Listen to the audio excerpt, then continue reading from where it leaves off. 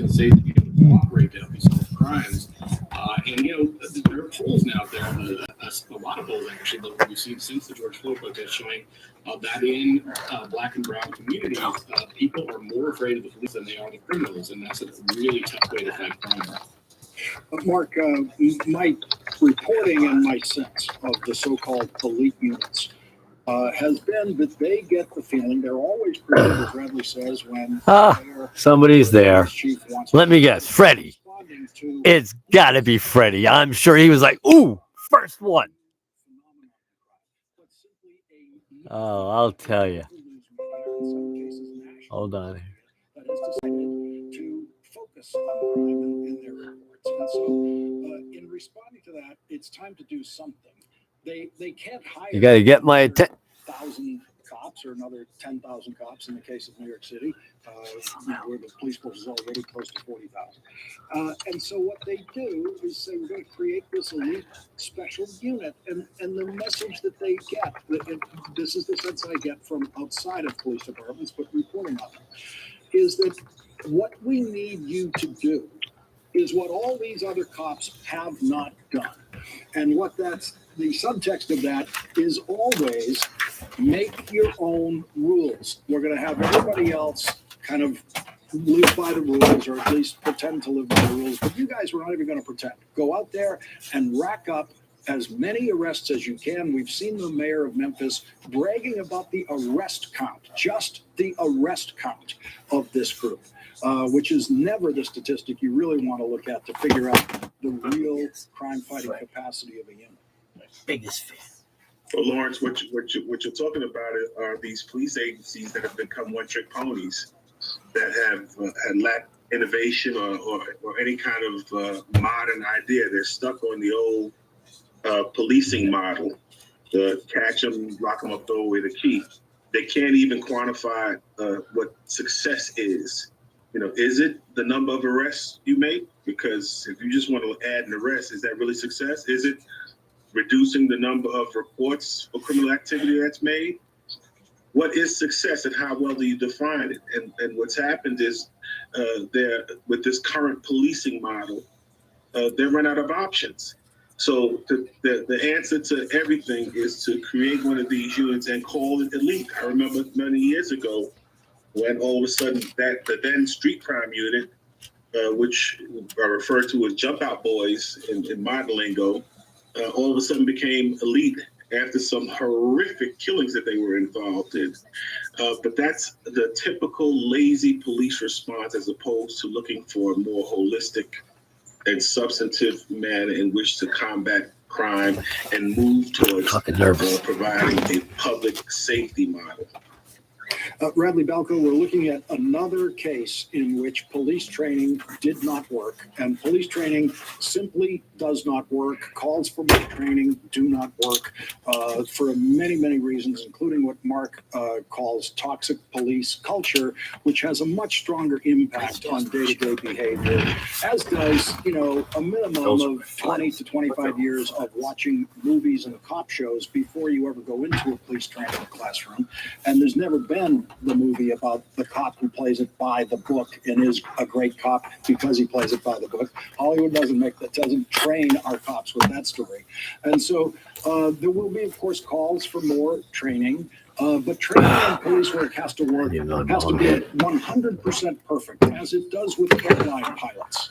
We don't accept the idea that airline pilot training can be, 90% effective, and there's just 10% of them who just don't get it. That's not the way it works when life and death is involved, and should not be the way it works with police work, where we know, once again, police training does not work. Yeah, well, I think the best example of that is this officer who was most recently relieved of duty, the first white officer that we've seen held accountable in this case. A photo of him is circulating, shows him accepting his certificate for completing crisis intervention training. So you get 40 hours of crisis intervention training, and you're the guy caught on camera saying, I hope they stomp his ass. I think that's probably the best indication that the training isn't working. Radley Balco and Mark Claxton, thank you very much for starting off our discussions tonight. Thank you. President Biden will meet with House Speaker Kevin McCarthy tomorrow to discuss the. President Biden has made one thing clear. Haven't been able to eat. He has made one thing clear. He wants to negotiate, but doesn't know how. Senator Chris Murphy will join us next.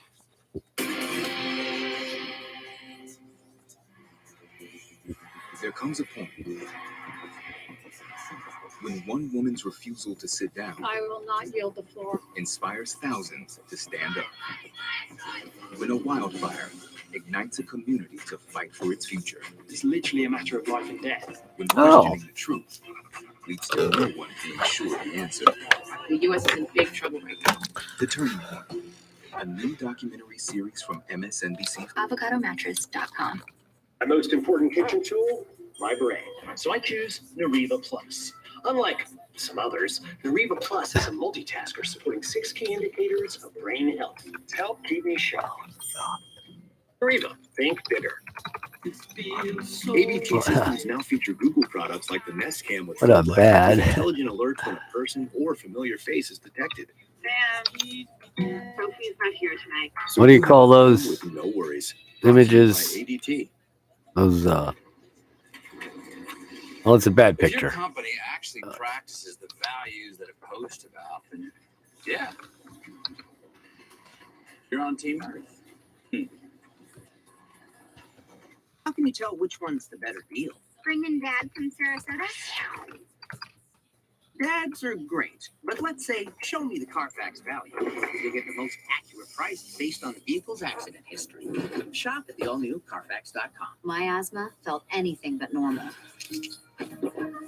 It was time for a new normal with Nucala. Nucala is a once-monthly add-on treatment for severe eosinophilic asthma that can mean less oral steroids, not for sudden breathing problems. Allergic reactions can occur. Get help right away for swelling of face, mouth, tongue, or trouble breathing. Infections that can cause shingles have occurred. Don't stop steroids unless told by your doctor. Tell your doctor if you have a parasitic infection. May cause headache, injection site reactions, back pain, and fatigue. Ask your asthma specialist about a new normal with Nucala.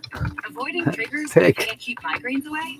Qlipta can help prevent migraines. You can't always prevent what's going on outside. That's why Qlipta helps what's going on inside. Qlipta is right to work. In a 3-month study, Qlipta significantly reduced monthly migraine days, and the majority of people have reduced them by 50 to 100%. Qlipta blocks CGRP, a protein believed to be a cause of migraines. Qlipta is a preventive treatment for episodic migraine. Most common side effects are nausea, constipation, and tiredness. Learn how AbbVie could help you save on Qlipta. Bye-bye, cough. Later, chest congestion. Hello, 12 hours of relief. 12 hours? Not coughing? Hashtag still not coughing? Mucin XDM gives you 12 hours of relief from chest congestion and any type of cough, day or night. Mucin XDM. It's comeback season. I'd like to thank our sponsor, Liberty Mutual. They customize your car insurance so you only pay for what you need. Contestants ready? Go! Oh my God. No. Only pay for what you need. Our prostate concern is keeping you awake. Force Factor Prostate helps reduce nighttime bathroom trips and promote a normal prostate size. I feel like myself again. Rush to Walmart for Force Factor Prostate from the #1 fastest growing men's health brand in America. Teaching her how to drive. But Dad, why not use Greenlight to help her save for her own car? Mowing lawns, getting paid. Oh, smoothies. Is that strawberry?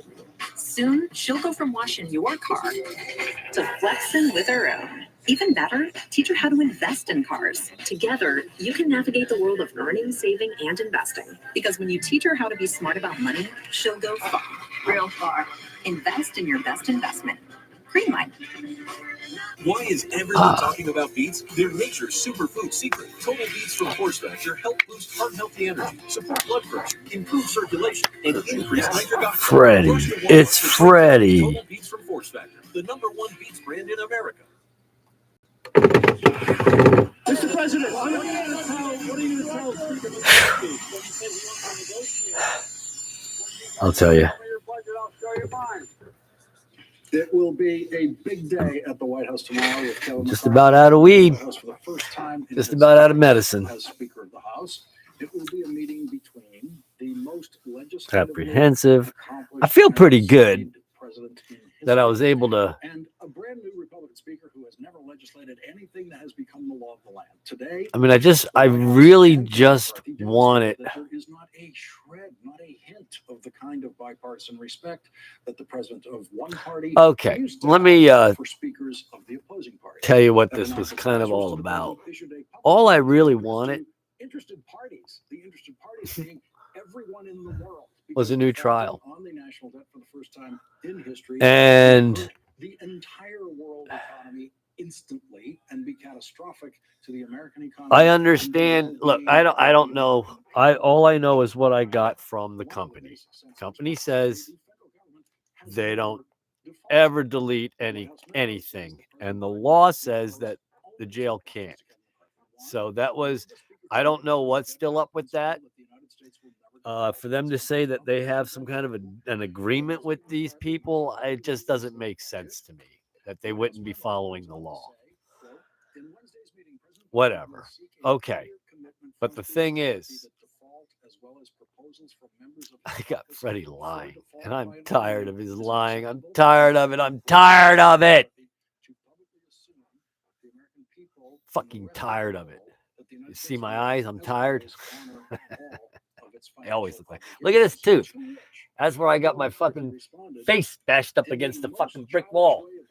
You know, when you came down here to arrest me when I was trying to get that fucking jailhouse recordings, they wouldn't answer me. This Joining us now is Democratic Senator Chris Murphy. Is what you need to be watching. The Senate Appropriations Committee, Foreign Relations Committee, and Health, Education, and Labor and Pensions Committee. Thank you very much for being with us tonight, Senator. So, 1,000 years ago when I worked in the Senate, I was in a few White House negotiations. This sounds like the shortest one ever. This sounds like 2 questions, no answers, goodbye.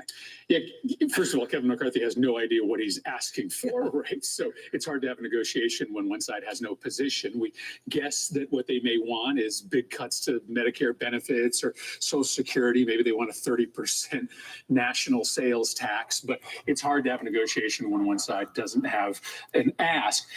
It's also hard to have a negotiation when this caucus is just so dysfunctional, right? They can't pick a leader. There's really no sense that they could ever enter into this kind of complex negotiation over the sovereignty of American debt. My advice to President Biden is don't negotiate, right? Tell these guys that it is your job as a member of Congress to pay America's bills. And these aren't Democratic bills, they're not Republican bills. This is the spending that Democrats and Republicans have voted for. And when you get sworn into Congress, it is just your job to pay those bills. You don't get a choice about that. You negotiate over the economy and fire. To see if the White House is going to ultimately sit down and negotiate, I would argue you're going to have to get 60 votes in the Senate. So it's not as if the Senate is an easy